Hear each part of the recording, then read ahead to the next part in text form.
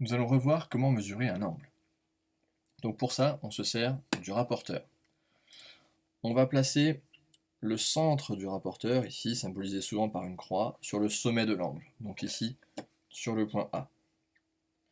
Ensuite, on va faire glisser notre rapporteur jusqu'à ce que un des segments noirs tracés sur le rapporteur soit superposé avec un des côtés de l'angle. Ah, c'est le cas ici. Donc ça, c'est ce qui va nous indiquer le 0. Donc ici, ça doit être le 0, donc ça veut dire que le 0 est à l'intérieur sur notre rapporteur. On va s'intéresser qu'aux graduations qui sont à l'intérieur. C'est comme si donc les graduations extérieures n'existaient plus. Et donc, en regardant les graduations intérieures, nous allons voir combien mesure cet angle. Donc 0, 10, 20. Donc on regarde ici, c'est entre 29 et 30. Donc les deux réponses, par exemple, ici sera acceptée. Donc nous on va dire par exemple 29 degrés. Alors, quand vous mesurez un angle, regardez bien votre angle. Là, il est clair que l'angle que l'on a sous les yeux est un angle plus petit qu'un angle droit. C'est ce qu'on appelle un angle aigu. Donc sa mesure doit être plus petite que 90 degrés. Donc là, on trouve 29, c'est bien plus petit que 90, c'est cohérent. Ça ne veut pas dire qu'on a forcément juste, mais disons que si on avait trouvé par exemple 139, vu que c'est un angle aigu, par exemple, ça voudrait dire que sans doute on s'est trompé sur la graduation à regarder. On avait sans doute regardé la graduation extérieure. Donc là, c'est 29 degrés, ça marche, il n'y a pas de souci. Donc l'angle s'appelle BAC.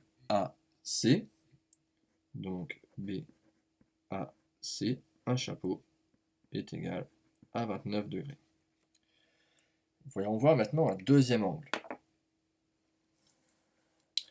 Donc sur l'angle qui est ici, il est clair que c'est un angle qui est plus grand qu'un angle droit. C'est ce qu'on appelle un angle obtus.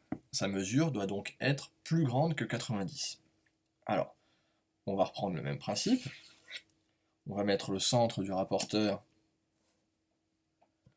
sur le sommet de l'angle, donc ici en S. Et là, je vais changer exprès. Là, je vais mettre le 0 ici sur cette partie du rapporteur. Donc, je vais glisser jusqu'à ce que la partie noire du rapporteur, la droite noire du rapporteur, chevauche et se superpose avec le côté de l'angle. C'est le cas ici. Donc ça va indiquer notre 0. Et cette fois-ci, le 0 est à l'extérieur. Donc on va regarder la graduation uniquement située à l'extérieur. Donc on regarde à quel endroit le deuxième côté de l'angle coupe le rapporteur. Donc ici on est en 130, 131, 132. Donc l'angle ici mesure 132. Attention aux élèves qui auraient lu à l'intérieur, ils auraient trouvé, bon, sans se tromper, 52 ou 48, suivant s'il y a une ou deux erreurs. Mais il est bien évident que quand on regarde l'angle, on ne peut pas avoir un angle de 48 ou 52 degrés. C'est plus petit que 90, c'est pour un angle aigu. Là, on a un angle obtus. Donc dans ce cas-là, on reprend sa mesure qu'on vient de faire, et on se dit, ah oui, en effet, c'était la mesure extérieure, et donc ici, 132 degrés. Donc l'angle RST